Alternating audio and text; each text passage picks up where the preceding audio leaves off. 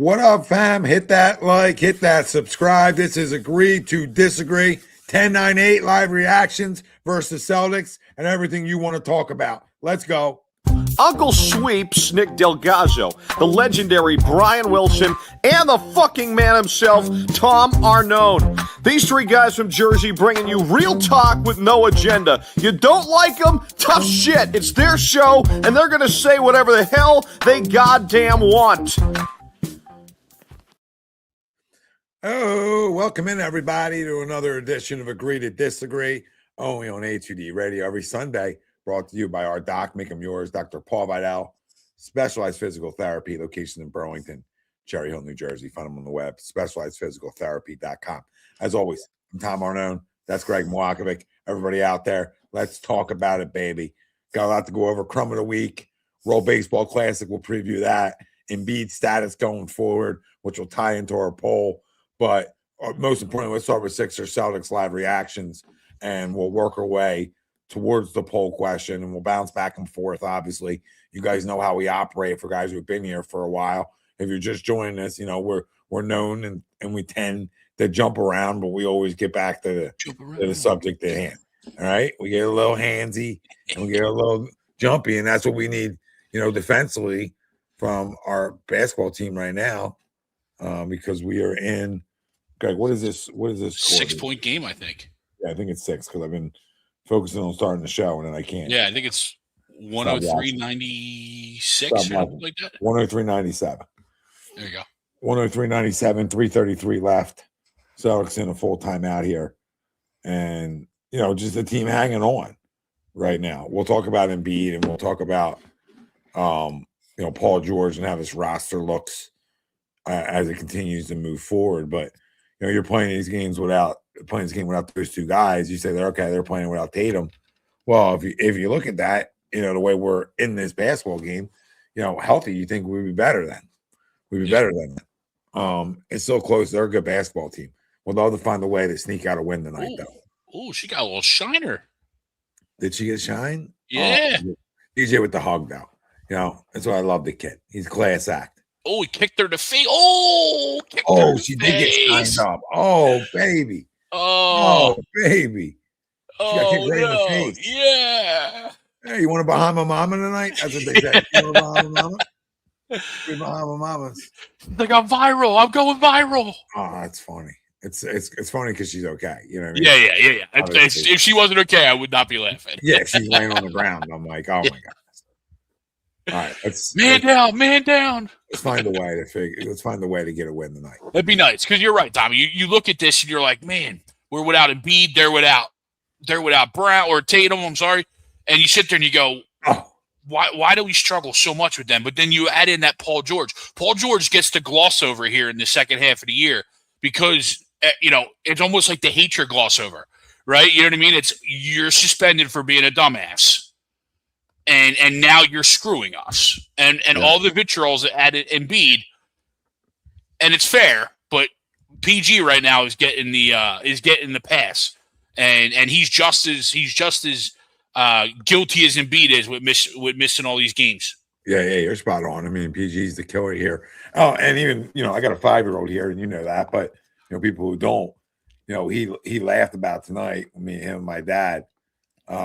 He's like, no Embiid again. Or my dad said, no Embiid. I said, nope, he's hurt again. And Cass started laughing. He goes, he's always hurt. He's always hurt. He started laughing. I said, yeah, but he's so good. And he goes, no, he is. He is so good, though. I'm like, you can't take that, But even a 5-year-old knows he's the best player, but he's never hurt. But he's always hurt. He's always hurt. But again, why can you be in love with the Sixers still? It's because of EJ and Maxey, and they're young, and you see how they do without these guys. Yeah. That's part of the growth, and that's part of the experience, and that's why a night like tonight's fun in a 103-97 game here. I think it's Sixers ball. I can't tell. I think they're reviewing it. But you're right. I mean, at least it's a game, right? We were sitting there halftime, middle of the second quarter, middle of the third quarter, and you're like, this is blowout city, right? It's another blowout city. The Sixers on national TV first in Boston. First quarter, I'm like, let's get a win. Yeah, you're like, let's get a win. And then, right? Let's go through the roller coaster of emotions that an NBA game is. First quarter, I'm telling you, hey, let's get a win, Greg. Second quarter, we're saying, definitely make the conversation a lot better, right? Well, second quarter, we're like, hey, maybe we don't do a show. Yeah, cancel it. Halftime, cancel the show. Don't even down. write it up. Shut her down. Oh man! But at least, again, you talk about fight. You talk about scratching and clawing and being a young team without these guys. This is sort of the type of fight you need. Now, can you sustain it? I see we're finally back live over on X, and that glitch is over. So everybody out there over on X, we love you. We appreciate you. Nobody's going to beg you for a retweet, but hit the like for sure. Comment in. Let us know where you're tuning in from. 1098. When in Rome. 1098. Fire me up. Go, VJ. VJ for 3. Nope. That was a bad possession. Well, they made us sit around for 2 days. Yeah. And now and then they were up against the shot clock. Good day. Get on the floor. The first bad shot was Maxey. Yeah, this game's a wrap. I don't know why I even got jazzed up. That's an N1. This guy's killed us all game. Yeah, I just don't know how you get mismatched there. I mean, Andre comes back. Why no tech there? Why did Drummond get a tech earlier, but this guy can bump into Drummond, yell in his face, but no tech? I think the gun.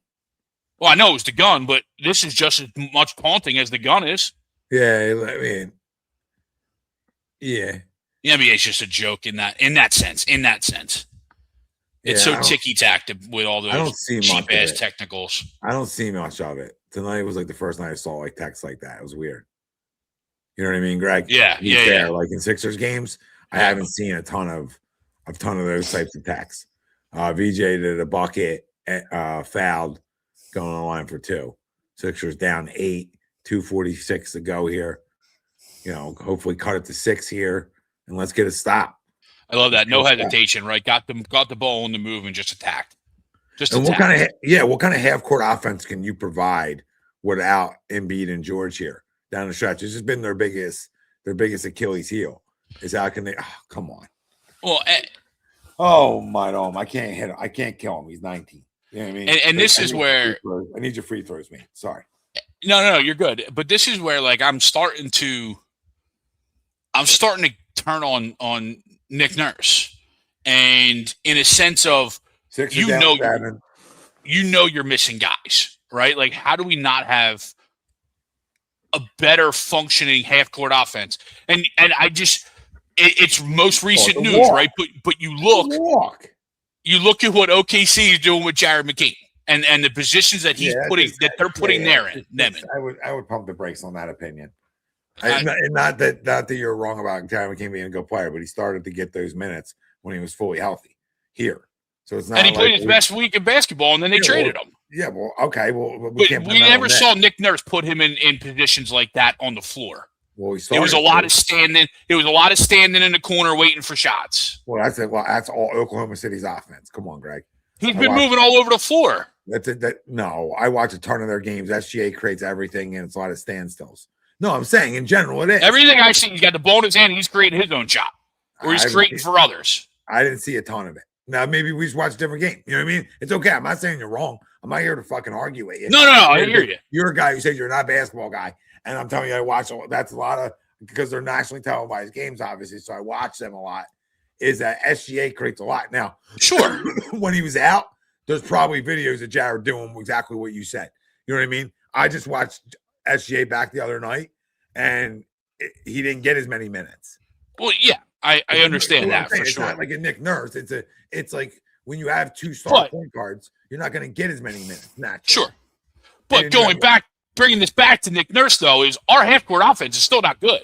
Yeah, what is what this all started with, right? And this isn't like news that Embiid and George are out of the game. I just think it's. So how do we not improve there, right? How do we not get better, with that? Well, because I think you have I think you have an NBA that's built on the pick and roll game. And honestly, I would I gotta look who's on the court right now. But this is where I get Trendon Watford in the game because I think he's probably one of your better pick and roll guys, and he can actually hit the three, go. He can slash to the basket. This is where I maybe bring him into the game and see if I can create those pick and rolls that I don't get without Embiid, and I don't get without George, and I don't get without those types of players. Now he's not that type of player, but in terms of like the stretch four, maybe. I mean, he's really like a six. He's probably like 6'7", right? But so he's not. Yeah, here we go again, right? So he's not like gigantic, but you get where I'm going with it. I do. Try something different to that point, right? Like go out on a limb here, try a different rotation, right? Tonight, let's see who they got out here. I'm sure Kelly's out there.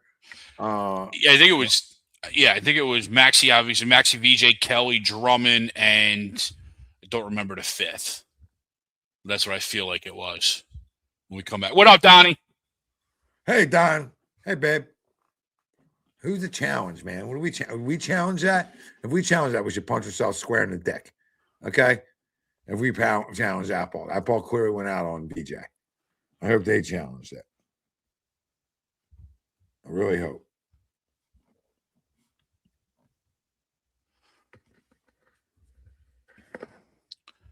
Really hope.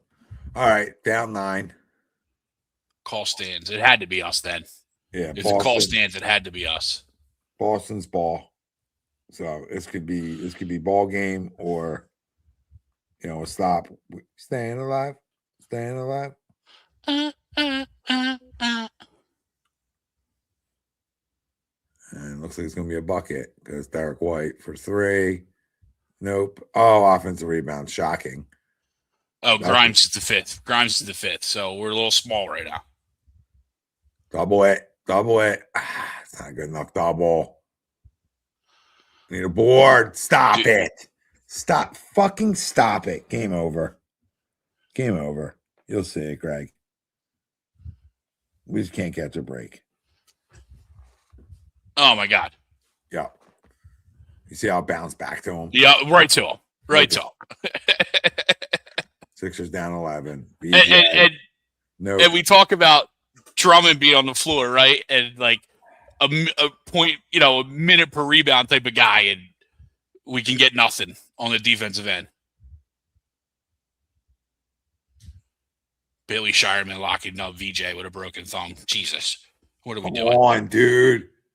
This guy with another bucket. Sixers down 13. This is ball game. 119 remaining and counting. Definitely age on his own rebound too. Got his own rebound. Tyrese for 3. No. Wide open 3, by the way. So that's funny. Don, it might have been. We might have retired from that. What up, Pove? Bobby. What up, Donnie? And we might have retired after that night. You should have. There's a lefty wide open for 3. That's good. So now it became a roll job. That's ugly. 114-98. Sixers down 16. There's no offense down the stretch. They can't get stops. And this is when you're young and you're not deep enough. BJ for 3. That fucking hit where the Boston Tea Party was. All right, so that's not the kind of 4 minutes, final 4 minutes that you like to see. That we were hoping for sure. No, I don't know if we scored since we were talking. We scored 15 points in this fourth quarter. Actually had a good third quarter for once. You scored 33 points in that third quarter. Won the third quarter by 6 points. No, Habib, they don't got. What's up, brother? They don't got enough guys around them. Like VJ's really good. Who else is going to score? Like this is where Grimes wants $20 million a year. He should shut his mouth. He should never talk about money ever again equated to his play. Because if you're that good, you're giving us 20 a night right now with these two guys out. And he's not capable of doing it. Yeah. Right? Kelly, if you're wanting $20 million a year, these are the times where you need, I don't know what he had tonight, right? Off the top of my head. But these are nights you need 20. So like this is where they're not getting it from certain guys. Like here we go tonight. Kelly had 4 points on 2 of 10 shooting. Yeah, 4 points in 34 minutes, dude. you ran a track and field event. Yeah. Quentin Grimes, 5 points in 26 minutes. Yeah, like this is okay. So I didn't even look at that until we went and looked at it, right? And I can tell you why we lost the game. It's not VJ, it's not Tyrese. It's, are they young? Yeah. Are they still got room to grow in certain areas down the stretch? Absolutely. Okay, but when you're getting nothing from those two guys, that's a joke. That's a joke. When Trendon Watford gave you 4 points in the same, and Kelly Oubre gave you 4 points, and one ran 15 and the other ran 34. Yeah. Come on. Yeah, just looking at it. VJ, good night. Didn't shoot the ball great, but shot it pretty well from 3. Tyrese. Yeah, 5 of 11. Yeah, 4 of 11. I mean, it's not bad, but it's not good, No, 5 of 11 solid. Yeah. It's almost 50%. It's closer to 50%, yeah. sure. 4 for 11, not great. 12 for 34 is, that's what these guys do. Yeah. But yeah, just not enough around those two guys if you're going to go and try to compete. And this is the problem when you don't have Embiid and George, because Oubre's a bench player. Like I said the other night, like Kelly Oubre's a bench player because those 4 points, fine. You want to do that off the bench? Fine. I can hide that. I can hide that shit. You know what I mean? I'm not blaming the game on Kelly, but I am on when this specific game comes down to Kelly and Grimes on why the Sixers lost this basketball game tonight. All right. Now we can talk about tonight, or we can just, like we do, we can just move on from it. Yeah, real quick before we roll on, because I'm good. Yeah. Tonight is what it is. But check this out, though, right? Boston shot at worst percentage, 33%, but they were 16 of 49 from 3. Obviously, they shoot the 3 ball, right? Sixers are 12 of 31. You look at those four extra made threes because they shot them and they made them. That's the difference in the game. Yep, you're right. You're right. You shoot 49, almost half. They shot 91 shots. Almost half of their shots were 3-pointers. Half? Almost half versus a third of ours, right? 88 to 31. So they got guys that obviously shoot the rock and can make it. You take those extra 4, add that to Kelly's 4, add that to Grimes' 5, add those 12 extra points from extra 3-pointers that you make. You're in a basketball game. It all comes down to why this looks like a blowout at the end of the game. And it wasn't, but it turns into a blowout. Well, because Andre Habib at the end of the games will be a mutt. You know what I mean? Andre at the end of the game, there's a reason. Yeah, when he's playing 31 minutes, yeah. Yeah, he'll mud it up a little bit. So that's where I think, again, it sucks. But this specific year, moving forward, it comes down to VJ and Tyrese, right? But for this specific year, it comes down to Embiid and Paul George. Yep. Just to have that extra guaranteed 30 points. Guaranteed between the two of them. Guaranteed 30. And if you're lucky, 30 apiece. But at minimum, 30 combined. Now, thanks to Don. Yep. Thanks to Donnie. Pistons beat the Magic today. Okay. I believe that was today. So Sixers, didn't update here yet. See if it did. No, it still did not update. So I think there'd be a game and a half up on Orlando. Okay. If I'm right there, from 6 to 7. I know that's going to tie into what we're talking about a little bit here, which is our poll question. For love for you to vote on it, comment in, let us know what you think. This is Agree to Disagree Radio. So with Joel Embiid missing at least 3 more games, the Sixers. Oh, hello. Where'd that go? Oh, hello. The Sixers will ultimately fall into the play-in tournament. Do you agree or disagree? Let us know. Facebook, YouTube, Twitter. That's where we're live. Everywhere you get your podcast, we're there as well. Hit the like, subscribe, follow, join the conversation. What do you say? Not being too emotional from tonight. I don't think so. I don't think they're going to fall into the play-in. If you look at their, upcoming schedule here, Spurs. That's obviously, you could say that's a loss, especially without Embiid. Yeah, especially without Embiid. Utah, you hope to be able to get that game. You hope to be able to get Atlanta, even though we haven't played them well. They put up like 175 tonight. And then, who knows if Joel's back by that point. But then you got Cleveland, Memphis. So you got winnable games with Memphis, Atlanta, Utah. Detroit. Just right. Like over those next 5, I'm saying. Yeah. Right. Those just stick with the 5.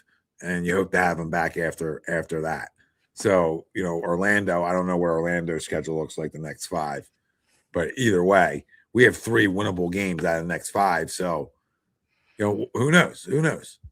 3, like you said, 3 and that Hawks game, right? Realistically, the Hawks should be a win. Should be. But who knows? What up, Johnny? What up, Johnny? You're watching, brother. I meant to message you about coming on, but I'll see you Wednesday night, hopefully. Hopefully see you Wednesday. Next 5 for the Magic: Washington, Dallas, Minnesota, Milwaukee, Cleveland. 1 back-to-back in there. Minnesota, Milwaukee's a back-to-back on the road. They could do the same thing. Habib, I might miss him a little bit too, but he ain't making a difference in tonight's game. Like, he's just another small guard. Like, for a team that doesn't have a lot of like wing length right now. Like, if he was Paul George, and I'd be like, I'd really miss him. When he was that young, then because he fits. Yeah. He fits. Like, they needed to give Barlow that money. Barlow had a good night again tonight. Barlow plays well. Barlow is playing well, better than Kelly and Grimes, who want. Not that Kelly's demanded all this money, but Q has, right? Q has no right. No right. Because tonight you go have 20. All right? Go have 20 and you shove it. Well, even like we said, even if the 2 of them, Kelly and Grimes, combined for 25 to 30, that game is a lot closer. Yeah. It's a lot closer. And they both go 10-10. Yeah. They go 10-10. You're in a basketball game. This broadcast crew I know Mike Tirico's the GOAT, but whoever they have, Reggie Miller, and who did he have with him? Do you remember? I forget. I was watching on NBC, so I wasn't watching Crawford.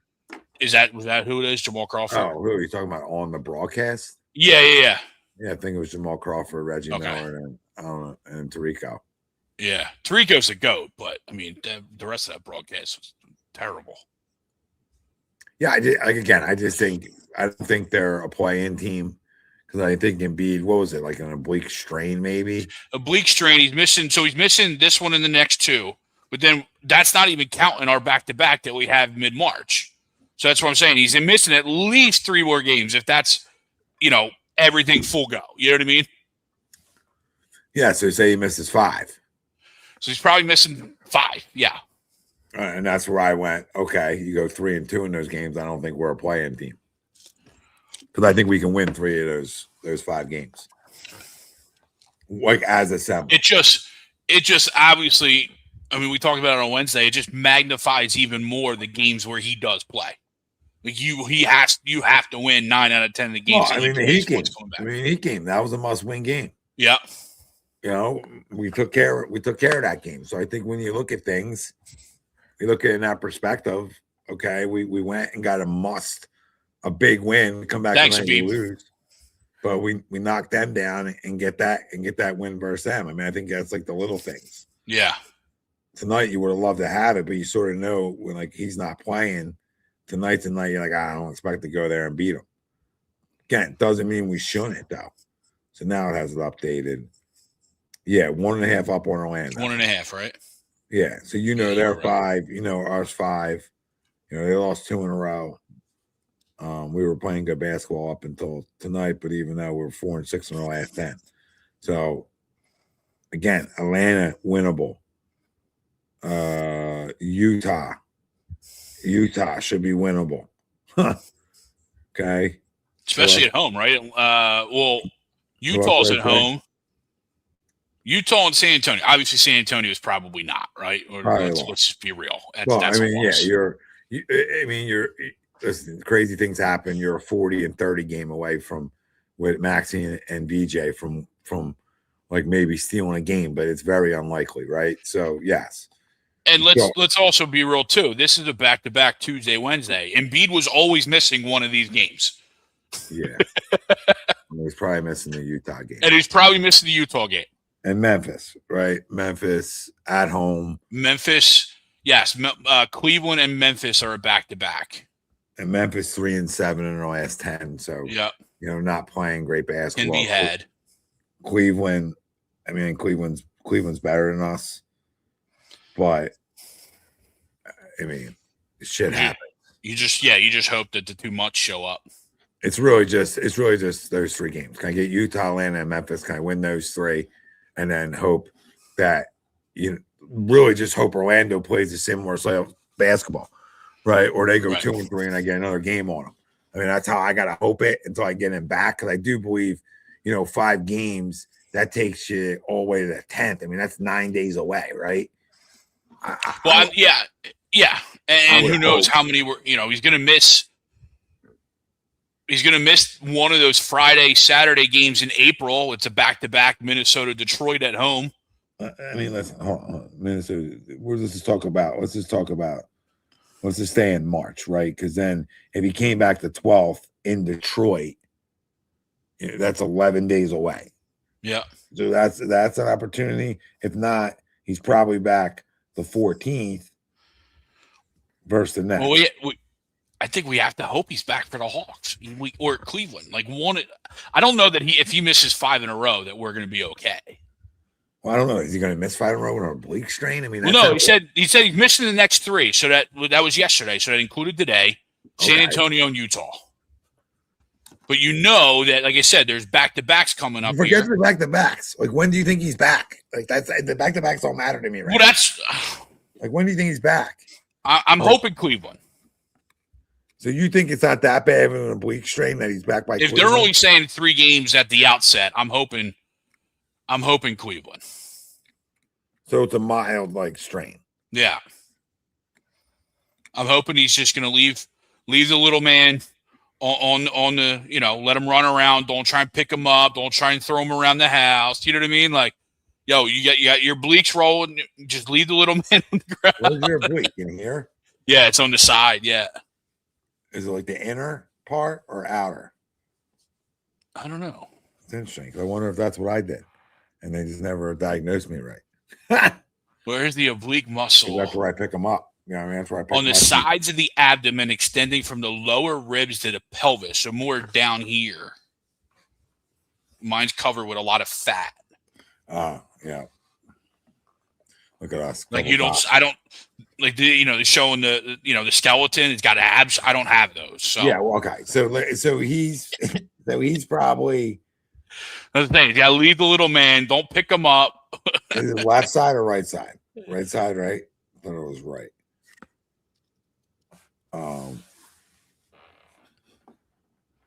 Yeah, I feel like they linger, Johnny. Like baseball, they linger. Do. Yes, that's why I said the Nets. The Nets is the Nets is the pick of the game, and I won't even pick the Nets because they stink out loud, right? I would say Trailblazers the day after, which is the 15th, which is 2 weeks away. I think you got to give it a week, 2 weeks. I ain't saying yeah. But so what does he miss? And he misses Pistons, Nets. Okay, so you split those 2. So you go again. You're 4-4 without them over those 8. Yeah, that's survivable. I feel like, and that's without stealing one. I don't know. That's without the NBA being the NBA. They do have 2 damn good players. They just need the goddamn production from other guys, and they're good. Like if Grimes and Oubre can and Brooklyn and Port. Go ahead. No, I was gonna say Brooklyn and Portland. That area puts you 5 games away from Paul George coming back too. So it's all hands on deck. You know what I mean? This next 2-3 week stretch through March because he's back. Paul George is back to OKC or Chicago, right in that area, right? The 23rd, 25th, somewhere in there. So you just hope that they could tread water till he gets back to at least help eliminate some of this drastic drop off on games where Embiid misses, and then you kind of go. Then it's just Maxey, right? It's just Maxey running around with a side of VJ. Yeah, I think I think George will be back. What did I say before? 9 games left? Yeah, 9 or 10. I think it was 9. So that's like, I forget. I counted it out. Turn date. March 25th. So that's Chicago. So that's 1, 2, 3, 4, 5, 6, 7, 8, 9, 10 games. 10, yeah, okay. Cool. Chicago is Wednesday, March 25th. So that leaves dude, 10. that's plenty of time. That's plenty of time to go on an 8-2 run. You know, it's plenty of time. There's no excuses here anymore. You know what I mean? Get up and go. Because it'll be a short run if you don't. You'll have plenty of time to rest if you don't. Yeah, that'll be peace.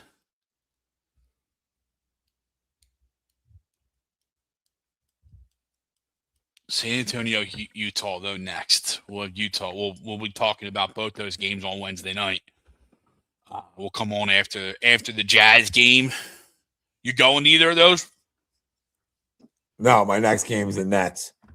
The Nets, okay. I had to give it a little time, dude. You can't afford it. If they lose to the Nets with you in attendance, it might be you. Just saying. Well, it's probably already confirmed. Just say it. And you might not be wrong.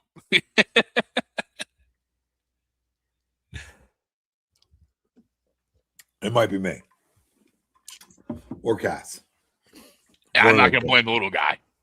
I'm going to blame the guy with the history. I'll blame him. You know what I mean? I'll blame him. But yeah, listen. I think they're good enough to win enough games to be able to tread this water until he comes back. Which I think a fair estimate is that 2 weeks. Hey Eddie, what's up, brother? He said, killing the boards 59-37. I mean, there's the difference maker. You can't get and it's funny. I didn't even look at that when we were looking at the box score. Right, Eddie, and you're absolutely right. And we saw because we saw it live, Tommy, right? The up and back to Kieda or whatever his name is, in those final minutes is all you had. I mean, he had 17 rebounds. He had 27. He had 17. He had 10 offensive rebounds. Yeah, that's absurd. 10 offensive rebounds. He had a double-double just offensive rebounds. They had 19 offensive rebounds for them as a team, and we only had 10. Which makes sense because we were undersized outside of Drummond, right? Like, you knew that. Yeah. You knew you were going to – but Drummond, 2 offensive rebounds. Bona, 1 offensive rebound. Barlow, 2. VJ, of all people, led the team with 3 offensive rebounds. Huh. Oh, that's a good time. But, yeah, I mean, Eddie's absolutely right. Like, he when you got outworked, it's just really what it was on the boards. And how fired up we were early, like game 1, we beat Boston. We're like, yeah, let's go. And then we beat them game 2. No, we lost game 2, but it was a 1-point game. We beat them game 3. Yeah. Now the season series is tied. Johnny says Bona has been a big factor in this next month. Drummond looks like he hit a wall. Yeah, I mean, Drummond always looks like he hits a wall. He doesn't even play that much. Yeah. So he's just old. But Bona definitely gives you more energy. But, again, he can't play 35 minutes. So, listen, we just need Embiid back sooner rather than later. But I think there's enough winnable games over this stretch that we'll be okay here. I hope so. I mean, to the poll, I'm going to disagree, Tommy. I've been trying to hold out hope. I've been trying to play the optimistic with this team, and the more of these random injuries that you see Embiid compiling up, it's just we were talking Wednesday. We were hoping Embiid plays 20 of the 24 or 18 of the 24 remaining. You know what I mean? And yeah. And it's just, now it's an oblique, and now you're 3 games out. And I don't know. I have a feeling that this team is going to be what, we kind of all thought, but we hoped it was different, and end up in the play. They'll still be in the playoffs, right? They're not going to fall that far out, but I just think they're going to end up in that dreaded playing game, and then with that, go up against Boston or Detroit to start the playoffs. And not saying I'm scared of any of those, but they obviously are just better teams than us. Yeah, I think the thing I think you're off on a little bit is like you say disagree and you're like doom and gloom about it, and they're a game and a half up through all this. Sure. So like that's where I'm like, what do you like? Like if they lost the Miami game and then this one and they're all tied up and they're trending the other way, I'm right with you, right? Absolutely right with you, but. I think they sort of figured it out. They rattled off some wins. Okay, they lose tonight. Now, how can they rebound to it with a damn good San Antonio team? Yeah. With you get a little breather here. You get the Spurs Tuesday night. Tuesday, yeah, you get a little. Yeah, so Monday off, and see how they come back and play because you never know. Yeah. No, you're absolutely right. Especially if you somehow come out and go to steal a Spurs game at home, right? And then obviously turn around and steal the Utah, not steal the Utah, but take the Utah and win 2 in a row. You're right. You're right back there. Listen, I'm not drinking the Kool-Aid, right? Spurs next game is us too, so it's not like they're coming off a back-to-back. Their next game is ours as well. This is to my point. If our next 2 weeks were like Detroit, Boston, the Knicks, Cleveland, OKC, San Antonio, Houston, Minnesota, right? And that was like our next 2 weeks. I would be telling you, we're in trouble. But when you have enough winnable games in there against bad teams that you're better than regardless, so that's why I agree to it. Just to be clear here. That's like, fair. I don't think we're good enough without him, like over long stretches. But I think over this stretch, it looks winnable. Yeah. Right. But there's some games that I believe are totally not winnable. Like I believe San Antonio is a loss. 100%. Now, can you beat Detroit without him? Maybe. Maybe. Right. If you go all Tanya Harding on Kate Cunningham. Yeah. Right. Like maybe you can. I mean, Cleveland, they're not the greatest team ever. We talk about Jazz winnable, Hawks winnable, Grizzlies winnable.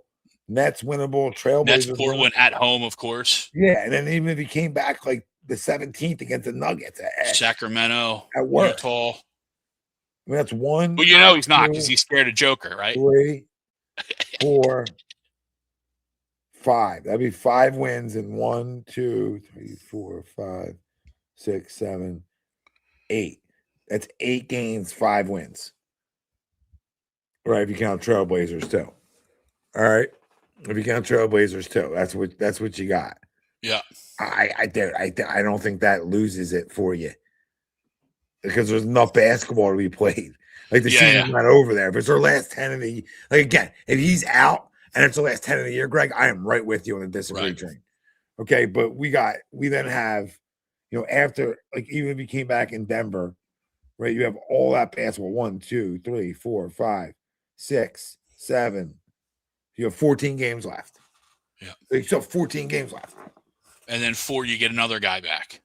Yeah. So you give me, you don't want to, I mean, 10 and 4 you would be great too. Right? Like depending on where you're at. But can you be 8-6? Can you be 7-7, 8-6 in those next 14? What? In the last 14 of the season? No, the next 14. What, I got 28 left? 1, 2, 3.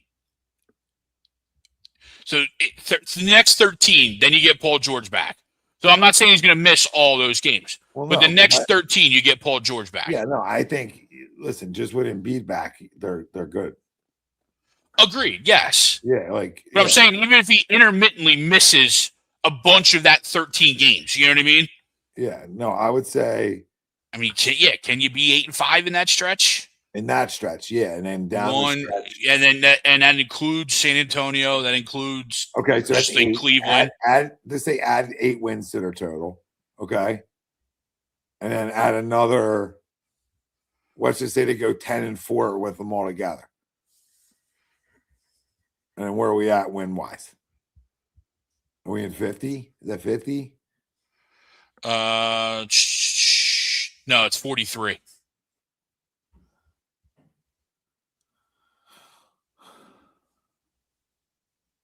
It's 43 right now. They're 33 and 27 right now. Wait, 10 is 43, and then you add your 8 on.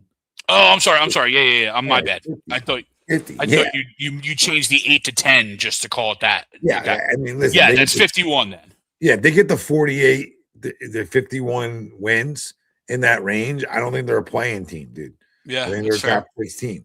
So, I think that's very doable still. Again, just being half glass half full here, okay, in this conversation, because he will be back, and Paul will be back for a week before he's sitting out with something. Yeah, but they will be back, and who knows? Like, I don't even give a shit as much about the playing game because I think we'll go beat somebody, right? But again, I'm not shooting for that. Yeah. I think we're good enough to not be in that because I think we have a star player.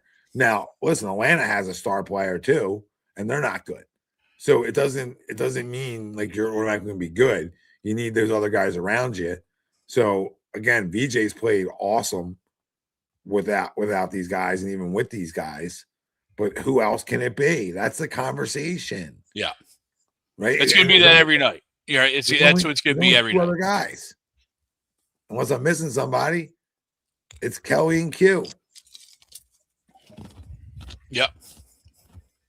They gotta be constant double figure contributors. When they're not, it looks like tonight, right? When they're not, it looks like tonight. Yeah, I just think they, I don't know. Again, that's where you can, when you're missing George and you're missing Embiid, is where you can argue Jared McCain with me. But when you have those guys, you can't argue Jared McCain with me because the minutes are not there. It's weird. It's so weird. The Rick. No, it's fair.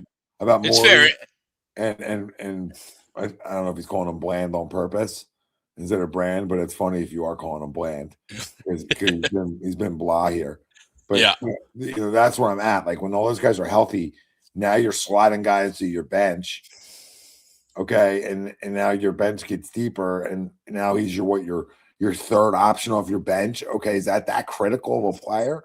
Really, your fourth because you count your backup center, right? So he becomes your fourth option off the bench. Is that critical to what we want to get to? I mean, if people think it's that critical, fine. I don't think so. How much is he playing a rotation with 2 guards down the stretch that are going to command a ton of minutes? So you're telling me you give me 4 players for 1? Now, I don't know what those 4 players are, but you're giving me 4 for 1? All right, I'll play Russian roulette on it.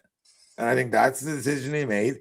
I don't have to agree with it, but that decision also allowed us to pick up Barlow and get him out of the 2-way contract. Right. So that's big for us in terms of next year too, and sort of building this young foundation and find some of those home run picks that come out of nowhere, and hopefully that is like a Dominic Barlow who's a good player, So again, I don't have this big issue. People are overrating Jared McCain now. I like Jared McCain, but now the over love for Jared McCain is making me be like, all right, guys, come on. We didn't trade SGA. All right. Okay. We traded a role player. And he's a good role player. But let's calm down on like that. We traded a potential all-star or any of that. You know what I mean?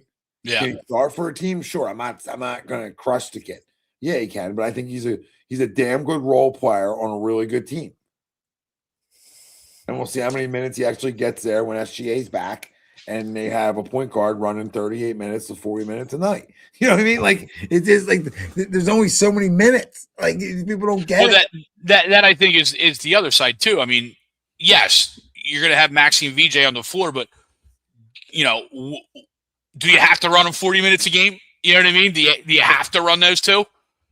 You know, could No, he have agree? worked into a rotation and stuff like that? Yeah, do I agree with that? But he also wasn't healthy when we're Agreed, having this 100%. conversation. So like, 100%. that's the other argument. Everybody's like, "Oh, we didn't play him enough." Yeah, as soon as he was healthy and ready to go, he started getting the minutes, and then Daryl Morey traded him. I can't blame that on Nick Nurse. I can only blame Nick Nurse.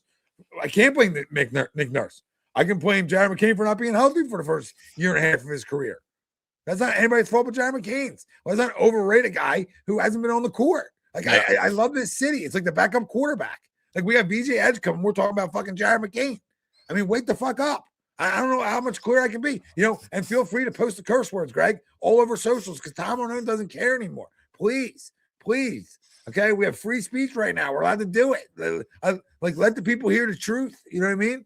It's time because this is a joke that we talk about backup quarterbacks. We talk about backup point guards. We love the backup in this goddamn city.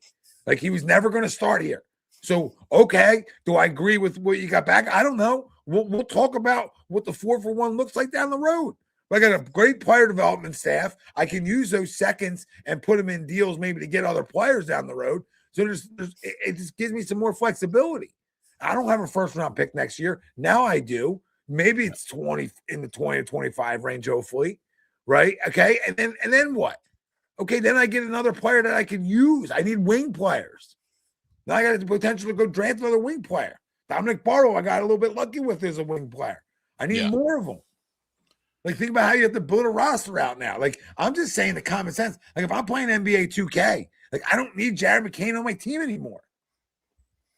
Yeah, I mean, go ahead, sorry. Yeah, no. There's my rant. Like, just think about it from that aspect. If you're playing NBA 2K, keep it as simple as that.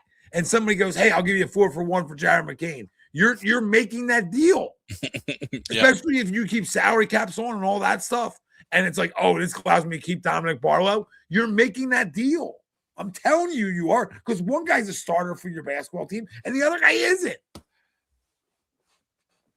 Now, if he's starting and stinks, you're not making. You get where I'm going with this? Yeah. Well, no, you're 100% right. Like, the emergence of VJ Edgecombe right from the rip makes Jared McCain available 100%.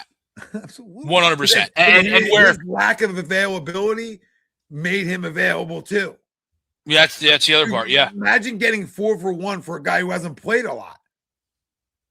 Who guys played what 45 NBA games? I don't know that number off the top of my head. I'm just guessing. Pretty close. I mean, yeah, maybe he played what 25. Yes, last year 25, 30, and 10 to 20 this year. Okay, so I mean, whatever he played, he didn't play a ton of NBA games. He hasn't played a full season of NBA games yet. Okay, has not played a full season of NBA games, and you're telling me somebody offered you a 4-for-1 for a guy. What number did you say? 45. 46. Jeez, this is unbelievable. I mean, it's just unbelievable. Useless stuff. Just useless stuff that would have been great for school. Yeah, right. Delicious for school. Delicious. But again, you're talking about 45 games over a year and a half stretch. That's not a lot of basketball. And somebody's going to give you a first for it that's not theirs. If it's Oklahoma City's, I hear people, because then it's 31 or 32. It's Houston. Right. It's Houston. And it's would have been nice if it would have been ours. What? Would have been nice if it would have been ours, but like late teens. Yeah, it gives us back. Right. But again, it doesn't look at it like that. So you're allowed to go get somebody else for control for a few years now. Like you got to look at it like that a little bit, like the money and those situations. Like, okay, it's 2 years left. How does he fit for us? Like if he was 6'7", you don't deal him. Like it just levels to this shit. 6'7". You keep trying to trigger me. I did it again. Where's Donnie at? But no, here comes John. Here comes another John with the 2 to 3 weeks shin splint start. This is why you should have traded him years ago. John, I can't disagree with that, brother. You know what I mean? I can never suck, trust me. I can never disagree with trading him years ago. It was never an easy decision. It was two seasons ago that we were all on board, right? It was after I was, John. I mean, Johnny. You know how much I was on board with dealing him because I had enough. But I love him, and it sucks. I was joking earlier when we came on. Like, my 5-year-old knows he's hurt all the time. Like he laughed about it tonight with my dad. Because my dad's like, "What the heck? He's not playing again?" I'm like, "Yeah, he's got an oblique now." And my son just started laughing. He's like, "He's always hurt." And I'm like, "I know." And I'm laughing too. And I'm like, "But he's so good." And both of them, absolutely chime in very quickly. He is so good. Like he is. It sucks. It's such a. But again, why the Sixers are relevant is because of VJ Edgecombe and Tyrese Maxey. Like this is why this year, no matter what else happened, I made this conversation very clear since last May, Greg, that this could be a halfway in, halfway rebuild at the same time. I had this conversation. I knew it. That's why I don't get mad about it. That's why I try to enjoy it. I try to watch the growth of two young players and think about that's what my franchise is going to look like in the future. And if those two guys can figure it the F out, then awesome, because now it allows me to be super competitive and the opportunity to maybe get over our stupid hurdle, which is only the second round. So that's why you can sort of enjoy this year, John. I think you, the type of person you are, Johnny, I think you would love Tyrese Maxey and VJ Edgecombe if you gave him time. And you took out Josh Harris and you took out the bullshit and you just went and gave those two guys time. I think you would love what you see. That's what I think is wrong with some Sixers fans. They won't get allowed back in because of all the shit throughout the years. I think this is a change in culture. For me to tell you that I went and bought half-season plans for next year isn't because of Joel Embiid, John. It isn't because of Paul George. I'm not an idiot. I went and bought those because VJ Edgecombe and Tyrese Maxey are goddamn grinders, and I will spend my money to watch their growth. And I will raise my kid in an air quote, raise them around the growth of hard work. Any live opportunity I get. Fair? I don't know. You talking about a white kid from the suburbs going pro? I don't know. French Lick, Indiana. You know what I mean? Like, I don't know. Boston had a whole slew of them on the floor tonight.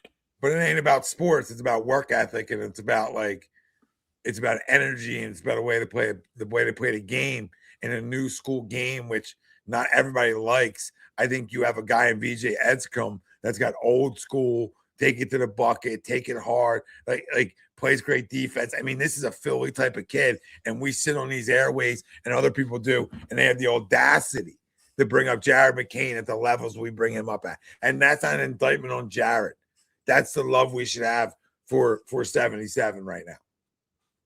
That's the love we should have for him. And Tyrese, I mean, that's not even a question love we should have for him, right? There's no question. Now, he needs to play better in the fourth quarter. I've been very clear about it, but it's hard for him without Embiid because there's nobody in the pick and roll game that's good enough with him. That's what's killing him. I'm telling you, I'm watching him with my own eyes. He can't get open because there isn't the pick and roll threat with him. No, absolutely. And it's so huge. That's why they should probably just pick and roll him and VJ more, but because it is guard on guard, and who are they going to double? Like, do they double or do you get your matchup? But guard on guard doesn't give you a mismatch. No, right? That's the obviously the ultimate reason you do a big on a guard is so you get the mismatch on both ends, or at least on one end. Yeah. And that's why I don't like that offense. And then I think when they can't run it, they get very stand around-ish, and it becomes very one-on-one. And it becomes, hey, we'll settle for shots. And if they're making the shots they're settling for, then great, right? And they look good, and everybody's jumping around. But, to our conversation, if they're not, it's a stagnant offense, and there's nothing to it. And that's what they need to figure out. Because then they become too guard-heavy. Like you talk about Oklahoma City, where you can run that pick and roll with Chet. You can run that pick and roll with other big guys that give SGA that advantage for the mismatch. Other thing is he can take everybody off the dribble. And I think that's something Tyrese has to continue to grow his game with, where I think, off the dribble, it's weird. I think VJ's almost a little bit better because I feel like he's a little bit stronger. It's weird. It's because they're different players. Yeah. But, I mean, Tyrese is better at taking guys off the dribble than I think he is, but he's very one-directional off the dribble early, and I think he's got a great crossover move that he uses towards the basket as he gets closer that I think he could use earlier on in some of these moves to create himself more space. I don't know. I just like to talk about it. I love that they brought me back into, even after a loss tonight, but they've brought me back into loving to watch Sixers basketball. And I say that I love Joel Embiid, and I'm here through the whole process. I've been here forever. Allen Iverson obviously rejuvenated Sixers basketball for us, Greg, right? Yeah, and I think when you talk about another rejuvenation, Tyrese Maxey started that rejuvenation, and VJ Edgecombe ended it.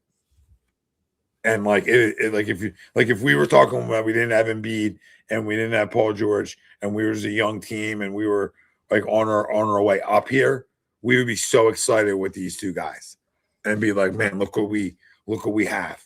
Look what our future is, right? So I think back to Johnny in this whole conversation, I think if you look at it like that, I think you'll be happier to know, like, okay, well, George has next year and the year after, and he's done.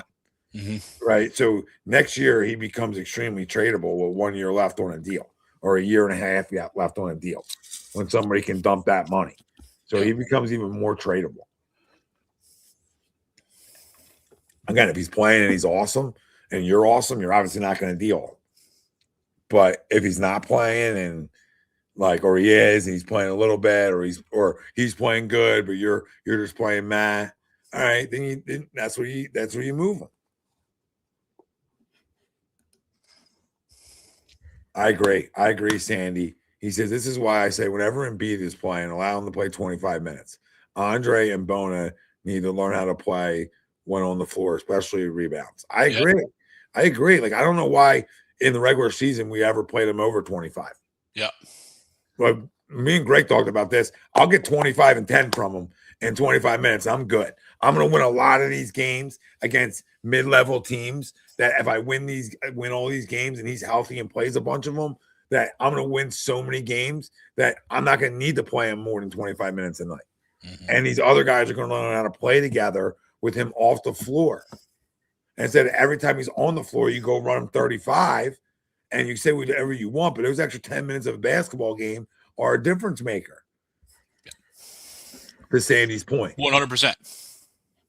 And Oubre has to stay aggressive. I mean, he gets on the bicycle and he falls off sometimes. You know, this is what happens. If you remember Bikegate. So, okay, he's just, again, he's another guy that has no creation off the dribble. I mean, Q does, but Q doesn't go anywhere. I mean, Q's like you know the things you used to get on as a kid and you would jump on them, pogo sticks. Yeah, the pogo sticks. Q's like a human pogo stick. He jumps around a lot, but he's not. I don't know where he's going. But he's not. Yeah, he's not going anywhere. And I like Q, but again, not worth $20 million. He's probably worth $7.5 a year. Okay, but this is what you get on guys off the dribble. So who's left? This is where you need picks, and this is where you need assets to be able to figure these things out moving forward. When over the next 2 years, when you don't have these guys. I mean, Kuminga just needed to be left free. Yeah. Who did he go to again? I forget. He's in Atlanta. Atlanta, yeah. So Atlanta's solid. They got younger. They got rid of that mutt. So he's Washington's problem now. And they'll still stink. But either way, Atlanta will probably beat us now since they have Kuminga and Jaylen Johnson. Or Jaren Johnson. I think it's Jaylen. Jaylen. Yeah, Jalen's a pimp.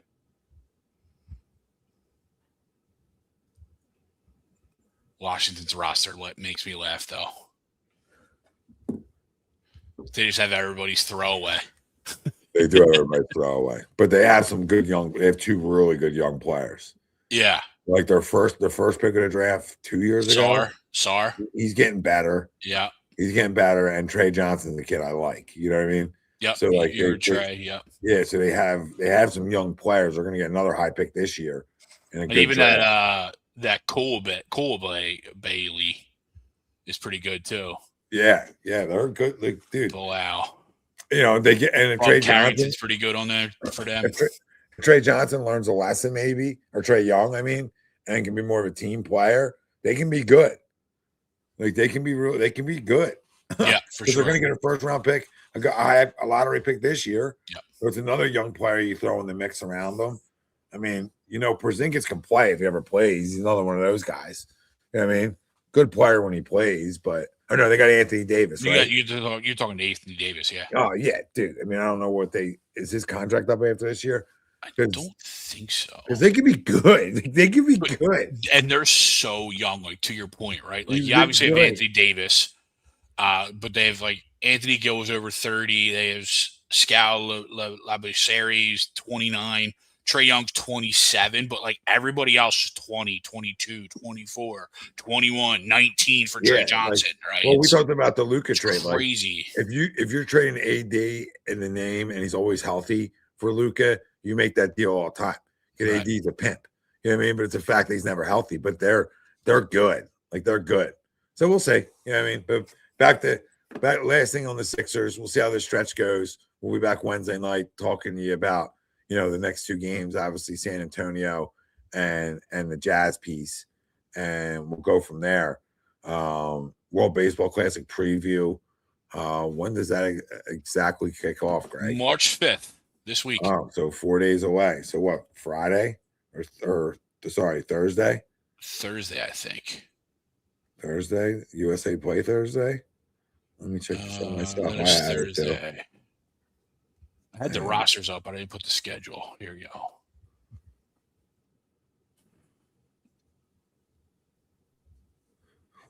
Tuesday's a bunch of exhibition. Wednesday, here we go. Thursday, we got the Tokyo game. So we got 5 a.m. and 10 a.m. Czech versus Korea, and then Austria. Okay, so we got two games Thursday that don't matter. Friday, USA opens 8 p.m. on Fox against Brazil. USA opens 8 Friday's the slate of games, 5 a.m. all the way to 10 p.m. That's wild. I just might stay up. Oh, sweet. So USA plays at 8 p.m. 8 p.m. on Fox. On Fox Friday night. Friday night, 8 p.m. in Houston. Fire me up, dude. Me and Cass, Yeah. Freaking, ball in hand, just watching that lineup and that staff just freaking mow down Brazil and put them back on a surfboard. And I think that's one of the games that Skeens is pitching. I think Skeens is pitching too. Scooble the scumbag is only pitching one. Yeah, I saw your rampage. I know. Why even show up, dude? He's pitching Saturday's game against Great Britain. Why even show up? So who is it? It's the USA. It's Japan. USA versus Brazil on No, not even that. It's going to be USA, Japan, DR, and Puerto Rico. Good. Puerto Rico's not great. Sometimes they are, but I mean but they're gonna be though. They got the pitching that can help, right? When you throw Edwin Diaz in the back end, you got Jorge Lopez. They got guys. They'll be good enough to beat some of these. Some of these. Nolan Arenado is playing for Team Puerto Rico. Yeah. Unbelievable. But yeah, I think we are going to be one of the last two standing. And we'll see what one of those other two are. That's how I feel about it. Andrew Jones is playing. Oh, okay. Andrew Jones is coaching the Netherlands. But I want to talk a little Phil's with you for a minute before we get into crumbs. Andrew Jones is coaching the Netherlands, and his son's not naturally playing. That's cool. But what I find funny, real quick, is like Great Britain. I guess the Bahamas don't have enough for a team. So like Jazz Chisholm and some other guys that are from the Bahamas are playing for Great Britain. Well, that's cool though. Yeah, it's pretty cool. And there's a guy on Great Britain, Gary Gill-Hill is the name. He's a pitcher. It sounds like it's just a stud, Gary Gill-Hill. Just a stud. Vance Willie's with Great Britain. I knew this was going to happen to me, Greg. I just knew it would. Yeah. Right. I would get in the spring training and I would forget some of the things that have happened. And I'm not even talking about like watching the games or even like that perspective, but just like the more I think about this team and how they're built, I think they're really good. I do. And I really do think when you add two youth pieces into it, it can just rejuvenate some things. Obviously, Painter looked really good today. I don't really count spring. You know, I know Ryan on Wednesday nights was already giving the Cy Young. I don't like to count too much, but I do like to count for young hitters. I think Justin Crawford's looked really comfortable at the plate. I don't know what his exact average is in the spring, but I can tell you, I feel like he's grinded ABs out, and just looks like a professional. Looks like a professional. You know, your real weakness to me becomes Bryson Stott, who's had a good spring at the plate. Yeah. So that's a positive. And then, you know, Aroldis Garcia, what is he? Right? I think we know what we can get from Brandon Marsh. I think we're going to get some hot moments. We're going to get some moments he's really cold. But overall, he's a good player. And can Aroldis Garcia go hit you, you know, 25 and bat 250? Because I think if he's a guy who can do that for your offense, you know, it's going to put you in a good spot. Now, I say all that, bearing Kyle Schwarber hits 40 and Bryce Harper hits 30 plus. You know, and then those guys got to sprinkle in the rest of this production. But I think this baseball team's bigger than that. I think this baseball team is so deep in their freaking rotation and so deep in the, well, I don't want to say so deep in the back end of their pen. I was going to say, do you really think they're deep? I think they're top heavy. I think there's a lot of question marks. No, the pen, I'll give you deep and great in the pen, 100%. That's something that we are lockstep in on is their pen. I am with you 100%. I still think we need another starter. Why? Because you won 6? No, there's unknown. Well, who's the unknown? There's unknown. Well, we hope Wheeler is Wheeler, but he's going to miss the first month, right? Like maybe. What is Aaron Nola this year, right? Me and you are Aaron Nola guys, right? So we're going to trust that he returns to form. But again, that's a little bit of an unknown. And then we still have Taiwan Walker, and you still truly don't know what Painter is. Well, I mean, listen, I'm saying they are deep. When you talk about postseason, they are deep. When you talk about how you match up in postseason rounds, I think they're deep. Sure, 100%. So let me clarify that, because it's all about the postseason when you talk about the Philadelphia Phillies anymore. And when you talk about it's short series and you can throw a Wheeler and a Sanchez at you, you know, fingers crossed. I don't think you get much better than that. And then you can either go with Luzardo or a Nola as your 3. And I don't think a lot of teams have that option to decide who that 3 is going to be like that. I'm with you on that. And that's where I think this team can be really dangerous. I think they can get you to the 8th, 9th inning where they have the bullets to come throw heat at you, which we haven't had a lot in the past. So I do think the positives there are better. Again, Andrew Painter is just a youth movement is what I like. I like him being around other pros. I think he's going to learn a lot this year and grow from it. And I think Justin Crawford, when you talk about a hitter too, I think either one can have immediate success. I don't think that matters, but I think if we can get both of them to have immediate success, we're the best team in this division. That's what it comes down to. If you want to know like the difference maker of what makes us just really good, we're the best, those two. If you even get one of the two, that's awesome. Like right away, and just like, hey, he's here to play. Then I think we're in great shape that way too. You know, I just think we need one of them to be damn good and one just to be like, okay, all right, he has great moments, really good moments, has some moments he struggles, but hey, we know he's going to be a good player. You know, you know what I mean? That's what I'm hoping for. That's what I'm hoping for. Crawford is batting .333 this spring, 5 for 15, 3 doubles, a stolen base, 4 strikeouts. It's a damn good player. What's Stott at? And Stott's having a good spring too. Not that it matters. Like it's so early and everything. It's funny, like, you know, obviously being a Stott guy, you know, you hear people all down on him, and I'm like, how are we? You know, I get it, right? I do get it, but like, how are we down on this guy? We were talking 2 years ago, and maybe it was just us being just us, right? And we were talking batting titles for the kid. He's having great at bats, right? And he went away. Because he was, yeah. I mean, he's 5 for 13. Yeah, he's having a good spring now. 5 for 13, batting .625, 2 homers, a double, 3 ribbies, only 1 strikeout, right? Well, and again, like you said, not trying to overvalue spring stats, but you look for things, right? Like Crawford, to your point, right? Driving the baseball, getting doubles, having 3 doubles of his 5 hits is probably something that you would want to see coming out of spring training. Because I don't need the home runs, right? Bryson Stott not striking out, right? Yeah. Putting balls in play, drawing walks. And he's got 5 walks to 1 strikeout. Listen, spring training. These guys, when you talk about Bryson Stott, he's coming in the prime of his career, right? So when you come in the prime, when you come, 28, right? 28. And he's got either one or he's done arbitration-wise. So he's coming into arbitration. Let's just talk about simply the fact he's coming in the prime years. He's talking about coming into arbitration. That means money's on the table on what kind of year you have. Okay, when you're coming into your prime, this is where I need a first-round pick to show up. And what I mean by that is I don't need a 320 batting average. I don't need 25 home runs and some ridiculous numbers that I don't think are feasible for most of the world, right? Okay, but what I could use is a 285, right, and a damn good year at the plate. Okay, 15 plus homers and drive in 70 plus and steal some bags and play Gold Glove second base.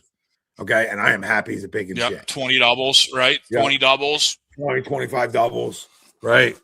How about you give me, how about you mix in, 3 to 5 triples throughout the year?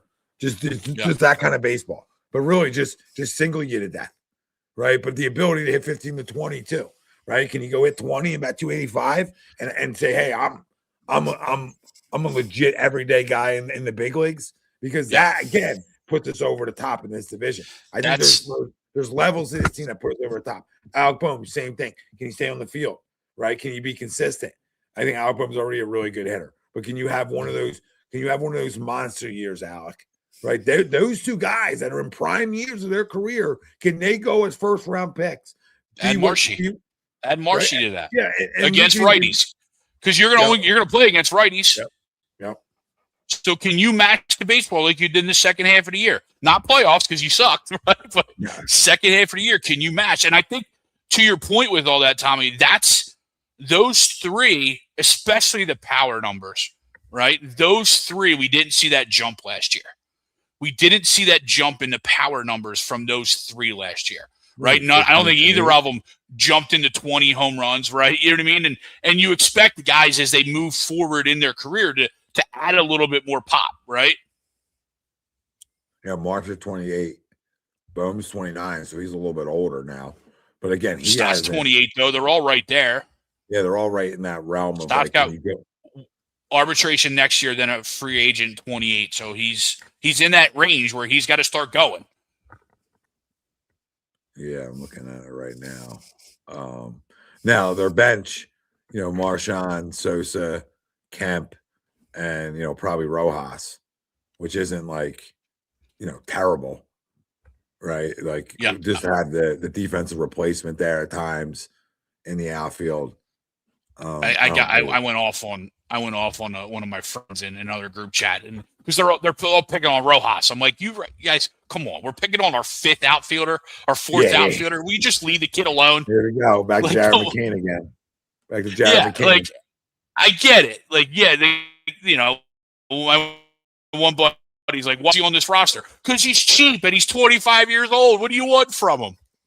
But back to what I was saying, right, Tommy? Bryson Stott hit 13 last year. Alec Bohm only hit 11. Brandon Marsh hit 11. Right? If those are different, right? If Stott's to 17, if Bohm is to 17, if Marsh is to 17, 15 even, that last year looks completely different. And our outlook to those 3 guys especially, because those are the guys right now that are not under long-term contracts, right? I think those are why those guys their names keep coming up, because they're not locked in, right? Those are the chances and the opportunities potentially for you to move on and find somebody new in those spots. But I at this point, I'd rather roll with these guys and just hope that we finally get that bump in the power numbers. Yeah, well, Alec Bohm is good as gone after this year, right? You can write that down because I would think so. Well, obviously, Aiden Miller is going to be up and is going to get the opportunity to play every day. regardless if Album hits 30 home runs and is an all-star or not. I just believe it's going to be time. Rightfully so. But Bryson Stott's a different one because Bryson Stott has already given you a Gold Glove second base. Now, can he just put the consistency together at the plate? That's all he's missing. What did he bat last year? What was his average last year? 257. Yeah, it's not good enough. 257, which is not where we want it. No, we need 275. Yeah, at minimum. Yeah, I agree. I think he's too good of a hitter to be a guy that's batting 250. I feel like he had 14 kids last year, but that's not an excuse, man. You know what I mean? Like, I ain't here to make excuses for kids. I got to go to work. I got to perform. Everybody's got to perform when they have kids. I went and coached the team to some wins the day after labor. So, I don't want to hear none of this shit. You got to go play baseball. Yeah. But all jokes aside, those guys, right? Marshy ended up batting like 270 though. He had a good year. Yeah, he ended at 280. Yeah, I mean he had a. He ended at 280. Would have 25 doubles. Like I love that, right? Love 25 doubles, 2 triples, but I need that 11 to be 15 or more. You know what I mean? And I need those RBIs to jump from 43 to like 50. I don't need Marsh to be 15 or more. I think that's where I need. If you're going to bat 280, I don't need you to hit 15 or more. Like if you go bat 260, then I better get the 20 mark. Fair, right? It's all levels here. The same thing with Stott. Like if I'm going to ask Stott to bat 285, right? Then I need 12 to 15. You know what I mean? Yeah. I don't need anything wild. Even if you hit 10 and hit me 25 doubles, right? Like I'm okay with that because you're getting on base. To me, I'm at the point now where I'd rather see average guys. I think you're not far off with me on that one. Like I got enough power. Like, I'm not looking for more homers. I'm looking for more guys who can get on base, hit doubles, right? Doubles, score other doubles. Like, come on, replace guys on base. Those kind of hitters. And I think we have a little bit more of that down in our lineup. Yeah, for sure. But listen, it's a big year for Trey too. Right, we talked about Schwarber and Harper. I mean, I left out Trey, but the three amigos are the carriers. And then what else can be huge for this baseball team? What other guy, 2 guys, 3 guys in this lineup can be difference makers outside of Trey, Schwarber, and Harper? Right, that's what you go into this year with. I mean, JT and the other guy is JT, right? The other guy is JT as you enter year 34, 35. Right, you're gonna be 35. He talks like that his body feels great. He doesn't feel like a 35-year-old, right, and all that stuff. And that's awesome, right? But we need to see it. You batted 257 last year, isn't good enough. How many homers? 12. Again, talking about 12 homers. Yeah, that's gotta be 15, right? 17. But again, homers. If you're gonna bat 275, then I can deal with the 12. I can deal with 12. This is where these levels come at, man. This is what takes you from being a damn good player to just, you're okay, you're mad. Yeah. Like, okay, defensively, dude, I got it. He's really good defensively. But at some point throughout his career, like maybe come in the year and change his stance. Maybe come in the year and close yourself off a little bit. Right? Instead of having the same stance. I feel like he opens up more every year. And I know what his flaw is. Like if you're not mimicking getting that front foot back down and closing that hip back off, that's his biggest struggle. When JT starts going well, what do you know? Oh, he drives the ball, he hits the double the other way. Oh, right, JT's probably gonna have a good week of baseball coming up here. And you can sort of do it. Same thing with Harper. Right? Harper was expecting to change at the plate before we get in the crumbs here. Was expecting to change at the plate. When you look at Bryce Harper, he goes from here and then you get a sink into the hip. Right? So you get to see my head move a little bit sitting down. Mm-hmm. Right now, when I'm standing up and I'm getting that much sink into my hip, my head now the pitcher's about to deliver is moving as well. I just think you can eliminate some of the extra and become a better bat the ball guy. And if you're a better bat the ball skill guy, and you're walking around with 100+ exit velo off of everything, well, you're probably going to get more hits. You're probably going to get more natural home runs. I mean, I don't know, man. Yeah. I don't know. I would like to see some changes in approaches for once with some of these guys in this lineup this year. I would just love to see it. I don't know if I'm going to get it, but I do know and I do believe I'm going to get dominance on the mound this year, and in his bullpen. So, right, giddy up, fire me up. You got anything else, Phil's wise? I see you got your spring training fucking hat on. Yeah, I mean, you're all ready. Well, the WBC's kind of ruined it because now it's like now that they're gone for 2 weeks, why do you go down? Why do you go see them? Right? No one's going to be there. Well, there's guys there. It's like seeing a split squad, right? Yeah, but you still can go see the young guy. You can see Crawford. Yeah. I'm sure there's some other guys in the minors, or Miller's probably gonna be back on the field soon. I'm sure if he hasn't already. As you go though, as we move on right to crumbs. But you mentioned, it doesn't matter if Alec Boehm is an all-star, and I truly do believe that. Right, I'm in agreement with you that this is most likely his last year. But what if, for some reason, we get crazy and get non-missionary for a minute, right? And we move Bryce back to right for next year, right? For if Alec has a great year and you're like, shit, we can't let this guy go, right? We can't let this guy go. But Aiden Miller's right there and we need a spot. You're not moving Aiden Miller in their outfield. No. But you give an out, you move Boehm over to first. Move Bryce back out to right after Garcia's gone. Now you can fit them both, and you're not losing a right-handed bat, and you're continuing. No, you make good points, but the only thing that I think that you'll get shut out by on this is you're going to then move a 35-year-old player to the outfield. I think that's a hard sell at that point of the career. Fair. You could. Well, that's why. To that point, though, that's where I do it early. Like early in the offseason, like, yo, you're going back. Yeah, I still think but you're absolutely right. It's tough to do it. At this point, we all knew he was going to play first or DH permanently anyway. Because if that was going to be the case, they just would have went and got Reese this year. But I still don't think that fits. No, listen, it fits. It fit if they didn't go get Garcia. Because you're just looking for another righty back. I don't think Reese is even that good anymore. I'm just saying it's the same concept as Garcia. You're just looking for another righty back. So if you're not doing it this year to try to fill it with a known guy, like, you know what I mean? With somebody like, okay, he's been here, he's a clubhouse guy, guys love him, vibe, whatever, all that bullshit, Greg, right? But either way, we weren't big Reese guys. So this is not what I'm saying. I'm just saying it brings you probably you probably know a little bit more what you're getting, to be honest with you. You're probably going to get 235 to 240, but you got a guy that probably hit 25. Yeah. Right. Where Garcia, you don't know if you're even getting a 25. Right. So, again, you didn't do it for that or other first baseman like an Alonso. Not that I want Pete Alonso, but any other player you haven't done it for that could upgrade this team. And you went out and filled the hole with a role with Garcia. That tells me you're not going to move him to the outfield ever. And that's okay. Yeah, probably. That's okay, because at this point of his career, I just need him to be a guy who plays first base and can hit somewhere from 25 to 35 a year. And he does play a really good first base. Yeah, all credit to him. Can he bat 275, 280?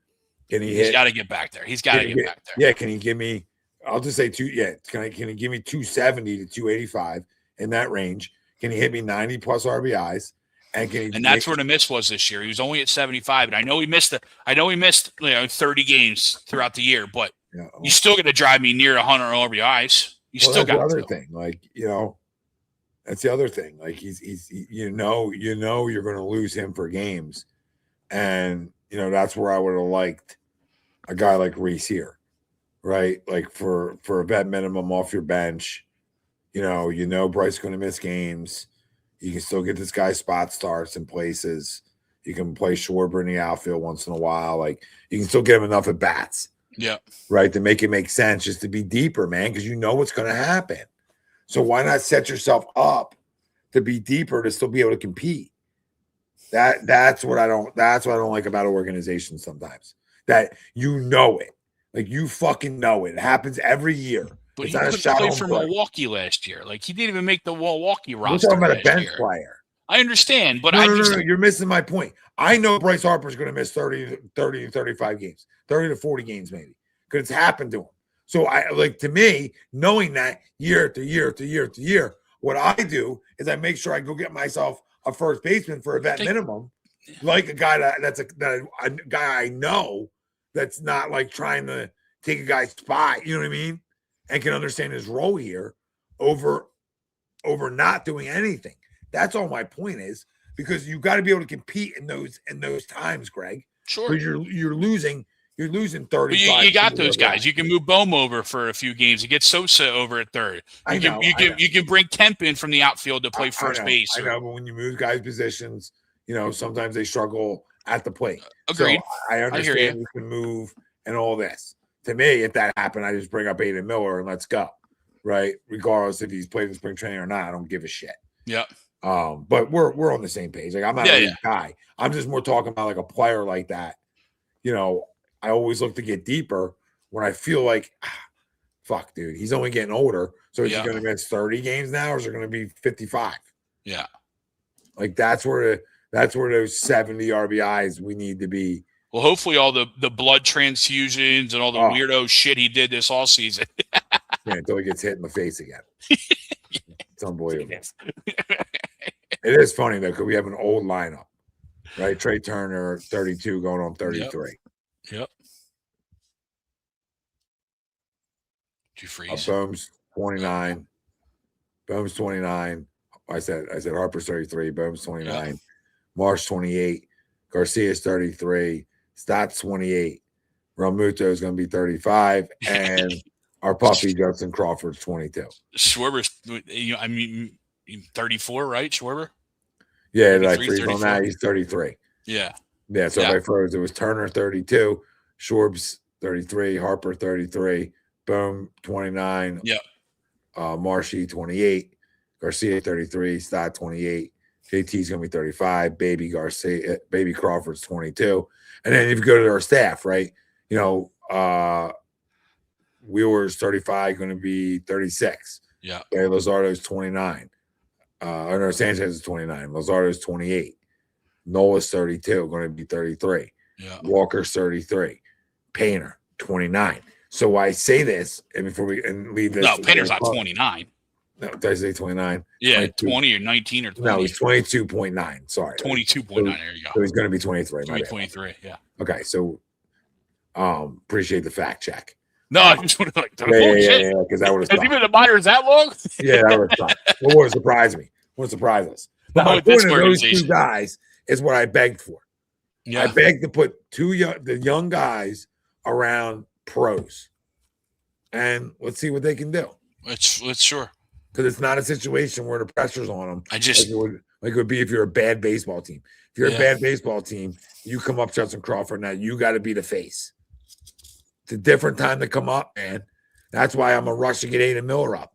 Yeah. I don't want you to be the face. I just want you to be a piece, and then you can grow into the face. Yeah. Same thing Tyrese Maxey did. Grow into the face. Yeah. I just wish we had a manager that wasn't missionary. Well, he's a pussy. I just wish we had a manager that wasn't missionary. All right. Because I'm with you guys from Wednesday. Bat him leadoff at this point. Who cares? Yeah. Going back and listening to those clips. Why not? Yeah. Now, I know once the game gets rolling, 9-1 are the same thing anyway, right? But why not? I just think it makes my lineup deeper. Sure does. So I look at it from that. But it's just Robbie wants those three to hit in the first inning. Yeah. And I understand it. Yeah, I also like my rookie who's been a leadoff hitter and has batted 300 everywhere he's been. Yep. To just go put him where he's comfy. But 9 holes not a big deal. It's also less pressure. Yeah. He can work his way up there. I think if he absolutely rakes, that Rob would put him there. So I'm not like I'll go into this joking Rob's a pussy because I like Rob as a guy. So I'm joking. I just mean in moves he is. Yes. Like in his moves, he gets very missionary. He's a little softy, it feels like, and he's too much in the book instead of I know he has a better feel for this. Right. You have a better feel in the book, Rob. Don't allow it to consume you. If you ask me what I want to change in 2026 is I want Rob to use the book because I think everybody numbers are important, right? I do. But I also need you to use your feel at the same time. Yes. And will I know that? No. But you will. Yeah. You will. And if you we all know it, and we all know it. Once it happens, we know it. Yeah, we know it. You get 5 more wins. minimum a year if you just go off your gut a little bit more. For sure. You've been a baseball guy too long. You know, if you were a rookie in this league as a manager, I would tell you to book your life away. Go ahead. Yep. You know what I mean? That's what a game is. Go dive in deep into it. You should be deep into it too as a manager and the way big leagues are right now. But you also have to feel it. You have to feel it. And I'm tired of hearing I trust my guys. Sometimes guys got to lay down bunts. Sometimes guys got to be unselfish. Sometimes it's bigger than you and your numbers and the tweet about you after the game. Okay? You have to be unselfish to win in this league. For sure. I mean, the Dodgers got tons of money, and you can see they're unselfish or they wouldn't win. Yeah, absolutely. You know what I mean? Like, they spend tons of money. Guys got tons of money in their pockets. But they all buy in. And they all just buy in, though, because they want to win. Yep. And I don't say that's not the case here, but I think at times it is. Yep. And that's my argument. Crumb of the week. What do you got, brother? You got something to lead us off with it? Yeah, I kind of went into it on Scooby. Scooby was going to want to be one of my crumbs. Yeah. Because I appreciate it, but then just stay home, right? Short start against Great Britain. Then give me a short start against Japan, bro. You know what I mean? Like, give me a short start against the Dominican Republic. I don't need you against Great Britain. Me and you can throw that game. Yeah, I think that's a clown job because it's like what you just want to reap the rewards. Yeah, you just want to say you said yes. Yeah, getting to the finals and then not throwing a big game or big innings. Yeah, like you can't come out of the pen and exactly. Like 2 big innings for you. Can't give me 2 innings. Yeah, against even Japan. Even as a starter, you can't give me 2 innings as a starter. Yeah, against the DR or Japan. Yeah, that's what I'm saying. Like that's clown work. Like we don't need you to win the bracket, bro. No, we got other USA guys, bro. You don't want to throw. Like, we got arms for days. Yeah, I ain't worried about USA arms. But my main one though, and I missed it last week, is ESPN. Shocker. They broke their contract with MLB, MLB and Sunday Night Baseball. Yeah. And they are turning to a women's sports programming on Sunday night. Yeah. So what an absolute joke. You want to get rid of baseball, fine. But if you think that you're going to draw better numbers with people watching the WNBA or the NWSL, well, good Greg, luck. Good luck, because no one watches women's sports. I'm sorry. I got a daughter, and I got all the respect in the world for women's sports, but I'll say this with all the respect in the world: you go woke, you go broke. Yeah. So they're just killing themselves. They're just killing themselves. Yeah, I'll leave it there. Like I got no problem watching women's sports. Like I watch women's softball, women's volleyball. I don't really watch other women's sports than that because that's usually what's on. Yeah, but I'm not a big WNBAer. I never have been.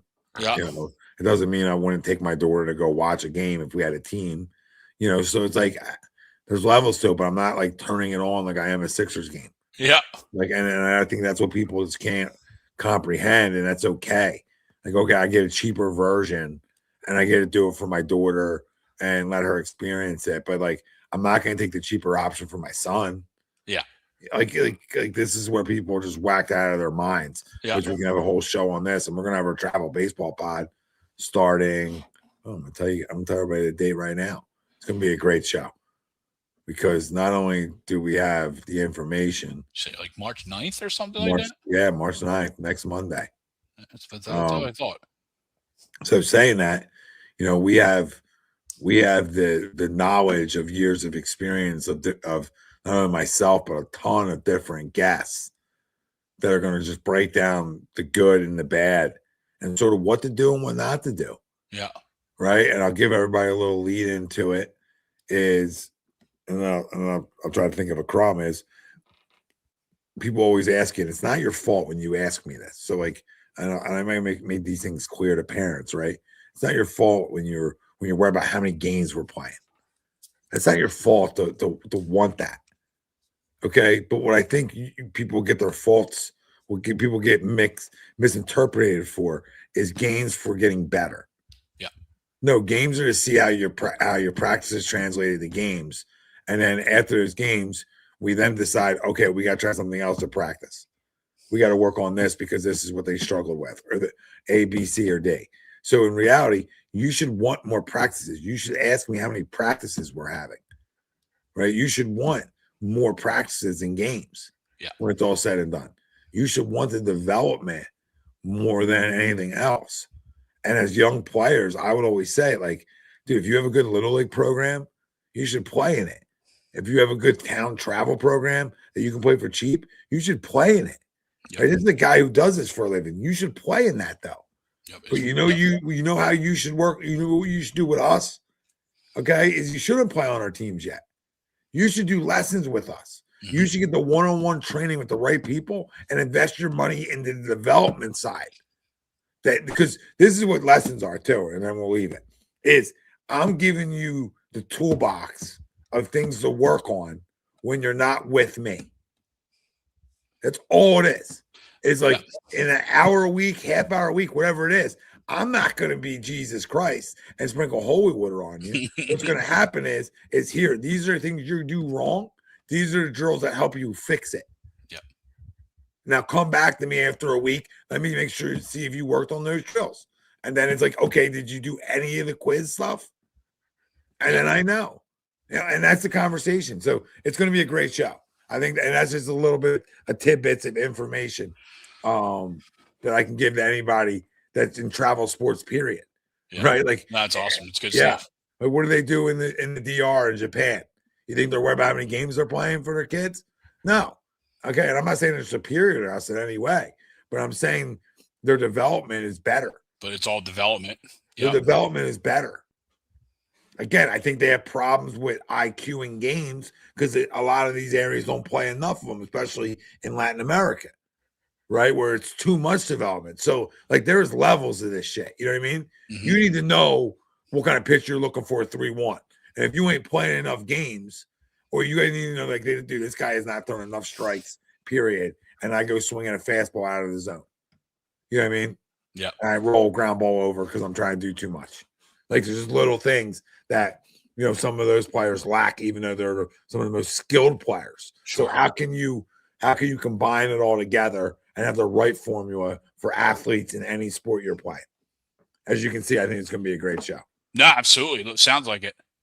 And I think that's such a huge point too, real quick, is the lack of Little League now, because travel has gotten so huge. Right. The lack of quality Little League programs and Little League travel, because you're right. There's kids, especially at that age, there's no reason that they should be, you know, at a high end travel program at 7 to 12. Yeah. I mean, dude, you know what I mean? Listen, we grew back from your days. We grew up on Little League. Yeah. But it came back from your days of coaching since COVID happened. Yeah. And it's like, okay, how do we figure it out? I think people struggle with money a little bit after it, right? Yep. And people were looking for cheaper options. I think the Little League travel came back. Okay. In a bigger way. I like that. I like hearing that. I that. even said the bosses of mine, you know, I think if you do it right, you just get these relationships with Little Leagues when they're younger. I don't want your players. I want your players when they're 13. And I want you to believe in us to be able to recommend that. And I'm willing to do, you know, half off camps, right? Yep. And free coaches clinics. Teach them drills, teach them different things, right? Like, there's so much to offer that you can help and not be a pig. Yeah. You're going to be a pig. Like, let's help kids get better. What are we really in it for? Yeah. Right. So these are some of the great topics and just conversations. Awesome. And even yourself who's been in it, you know, I would love to have you on it for a perspective of when you were in it. Right. Because I feel things do. There's it's different, but it's the same. Right. This is a different world, especially when you talk about recruiting and babe, you know. Yeah. We could do this all day. My crumb. I don't go, as you know, I don't do this on A2D ever, but I'm going to for tonight's sake and for the world. It's like a crumb, but not a crumb. I think anybody that isn't super happy and excited for the Iranian people need to get their heads checked. And that's just common sense in 2026. And if that offends you, I'm sorry. Okay, but that's the crumb of the week tied in to one of the worst human beings over the last 4 decades has been removed. Okay, and that's a huge win for not only the United States of America, but for the entire world. And we need to see that. And we need to rally around that and rally around our troops who have passed away, defending freedom. Because that's what it is. We are defending freedom. And remember that. Remember when you go to sleep tonight and you don't got to worry about bombs flying over your house. Remember, people are fighting for your freedom. Because that guy is one of the worst human beings to ever rule a country ever. Of people that are Persians. They're not Muslims. Okay? They're not Muslims. Understand history. These people were forced to convert or die. So don't let your politics get involved in right and wrong, please. That's what I'm asking for the people listening tonight. Do not allow your politics to get involved in one of the worst human beings and a terrorist, in my opinion, was taken out, and a ton of his people.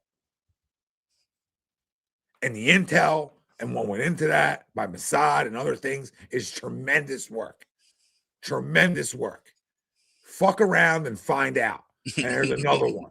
You want to burn our flag? You want to treat you? This is the West. This is free. This is freedom over here. You want to burn our flag and call death to America? Well, fuck around and find out then. Because I think for a lot of us, we're tired of it. You want to invade our country? You want to try to change our cultures? Somebody needs to take the head off the snake. And then you start taking the rest of the pieces down. So stop complaining. And for once, just clap, for goodness sake. Just clap. Be a goddamn American for 5 seconds. Don't unfriend people because they're happy for the Iranian people. Have respect. It's agree to disagree radio, too. We can disagree about sports and we can still talk, but we can't disagree about the world and still talk. It's time for us to grow up. So the people who can't have real conversations and are always offended and are always woe is me, you need to look in the mirror. Because I ain't going to be shy to use this platform anymore for real talk and common sense. Because we need more of it. We need more fucking men to speak up. The men in this country are speaking up. All right? Oh, God. Sorry. Well said. Sorry. Appreciate you. Good Well to have said. you. And that's not politics. That's a good of the nation. And if you believe in, I'll leave you with this. If you believe in the Bible at all, you shouldn't have to ask yourself why we protect Israel. You shouldn't have to even ask yourself the question. It shouldn't even be a thing you ask yourself. You should just understand that. You should understand the history that goes in if Israel fell, how that just maybe affects the end of time. I don't know. So, I love you all. I truly do. If you're not happy because you hate somebody, try to not let hate get in the way of right and wrong sometimes. Because I understand how you can not like somebody and it could cloud your judgment. And when I ask for 2026 is for people to just be open-minded and stop unfollowing people because their opinion's different. We can all learn something from each other if we really want to. Holy shit. I don't have all the answers, and neither do you. But maybe together we can figure it out, right? Yep. It's that last part. Last part. Yep. If you I don't have it all. If you want to. The only thing I have all the answer on is Islam in the United States. That's the only thing I can tell you factually, everybody out there, that I have all the answers to, because I've studied the last 2 months of my life and spent way too much time studying it, and I have all the answers. But we're not going to do that tonight. I love you all. And listen, Sixers, big week ahead. Okay. Big week. Yep. Obviously, again. Let's see if we can get Aiden Miller on the field here and see him a little bit in spring training. Let me know if you get down to a game, brother. Hopefully you do. Yeah, definitely will. And maybe I'll see you in the next fucking 5 years down there for a game at some point. Eddie, Love to come see your band, brother. And I love you, man, because I want to say we've had differences of opinions. Well, not only in sports, but in the world, right, Eddie? And why I respect you is we went to sidebar, right? And we had a conversation. It was like, brother, I don't have to agree with you. I still love you. You know what I mean? Like it's okay. Right. And look at that. You know what I mean? Look at me and that. It doesn't change a relationship, man. We can still talk fucking sports. We don't have to agree on everything. Yep. This is why this country's great. I don't want to behead you because you don't agree with me. You know what I mean? I don't want to hang you in the public square because you disagree with me. Let's not get to that level. Okay, let's never get to that level. But sports has always been the escape. It always has has. In the world, and this is why we love it and love what we do. And Flyers playing better, right? So yeah. Not that I don't think they have a chance to do anything and make the playoffs, do they? Well, they got to go on a run. No, I mean they got to go on a run, but it's not looking good. It's not looking. Yeah, good. Yeah. That's why I didn't think so. I didn't want to. I mean, going 2-1 out of the break isn't terrible. 3-0 would have been glorious. Yeah. Just because Washington was one of the teams ahead of them, right? So if you were able to steal another point from them, but yeah, I mean, the last two games, you got a little Mishkov magic. Yeah, and then Vladar stole the show last night. Yeah, he did. Vladar was awesome. But yeah, they've been playing pretty good coming out of the break. So let's see if they got a big week coming up for themselves. Yeah. And last crumb. All right. Anybody that doesn't support the United States hockey team, I mean, let's just stop. You know what I mean? Like that's the biggest crumb anti-American shit I've ever heard in my life. So both, even the women, tremendous job by both. But let's factor in what the men had to overcome here. Because if the women had to overcome it, we would factor that in. Okay, man. You know what I mean? Like we never can just fucking see things for what they are. Okay, the goddamn men had to do something they haven't did since 1980. Okay, 1980, and they had to go and they go up against a big bad fucking wolf, and they're able to take them down. And we're worried about the women don't get enough attention. I mean, this is unbelievable. With the three best players in the world on the ice at the same time. Yeah, and we're not gonna stand for them, right? We're not gonna clap for them. It's like tell me you don't know hockey players without telling me you don't know hockey players. Yep. We won't stand for them. We're not. Yeah, it's all fabricated, just like everything else. Yeah, we're losers. But love y'all. Love y'all. Love my USA hockey. Freaking tremendous job, boys. Let's goddamn go. Yeah, I mean the guys that brought the kids of a dead teammate on the ice. You're just gonna say had ulterior motives throughout the whole thing.